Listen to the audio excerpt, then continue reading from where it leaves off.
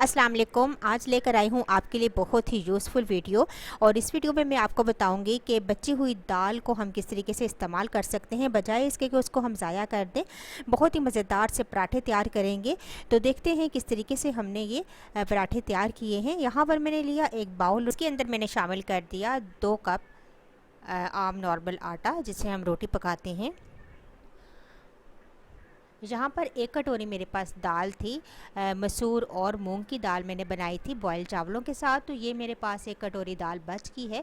अब इसको मैं ज़ाया करने के बजाय इसके मज़ेदार से पराठे तैयार करूँगी। तो ये डाल दी हमने आटे के अंदर। थोड़ा सा लेंगे धनिया, थोड़ा सा पुदीना, हाफ़ टी स्पून सफ़ेद ज़ीरा, हाफ़ टी स्पून मैंने नमक लिया है और हाफ़ टी स्पून ही मैंने लिया है कुटी हुई लाल मिर्चें। ये तमाम चीज़ें डाल देंगे इस बाउल के अंदर और तमाम चीज़ों को अच्छे तरीके से करेंगे मिक्स।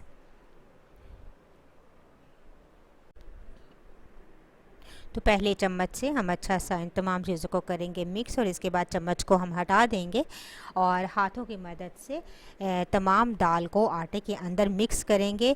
अभी शुरू में ही आपने इसके अंदर पानी ऐड नहीं करना, पहले हम तमाम दाल आटे के अंदर मिक्स करेंगे और इसके बाद ज़रूरत के मुताबिक हम इसके अंदर पानी ऐड करेंगे। तो अगर आपने पहले ही पानी शामिल कर दिया तो हो सकता है कि आटा पतला पड़ जाए। तो यहाँ पर मैं देखूँगी कि मुझे कितना पानी चाहिए। तो मुझे थोड़ा से पानी की ज़रूरत होगी। यहाँ पर तकरीबन 2 टेबलस्पून के करीब मैं इसके अंदर पानी डालूँगी और दोबारा से आटा गूंद लूँगी।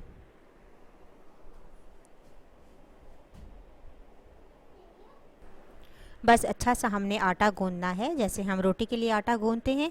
और आटा गूंदने के बाद मैं इसे थोड़ी सी देर के लिए रेस्ट के लिए छोड़ दूँगी, तकरीबन 15 से 20 मिनट के लिए। और इसके बाद हम इसकी रोटियां तैयार करेंगे। तो यहाँ से 15 से 20 मिनट गुजर चुके हैं। अब हम आटा निकालेंगे और थोड़ा सा मैदा डस्ट करके हम छोटे छोटे से पेड़े बनाएंगे। और इसके बाद हम रोटी बनाएंगे, बल्कि रोटी बनाएं या पराठे, ये आपकी अपनी मर्ज़ी है। तो यहाँ पर मैं छोटे छोटे से पेड़े बना लूँगी और अब हम इन्हें बेलेंगे।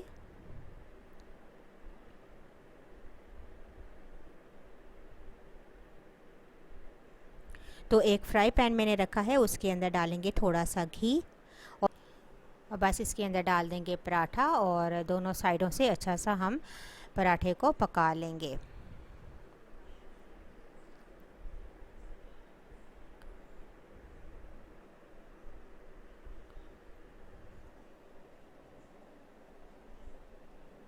तो बहुत ही मज़ेदार से ये पराठे तैयार होते हैं। आप इन्हें चाय के साथ सर्व कीजिए, छोटे बड़े सब शौक़ से खा लेते हैं। वीडियो पसंद आई तो ज़रूर लाइक कीजिएगा, मुझे अपना फ़ीडबैक देना मत भूलिएगा। इंशाल्लाह एक नई वीडियो के साथ दोबारा हाजिर होंगी। अल्लाह हाफ़िज़।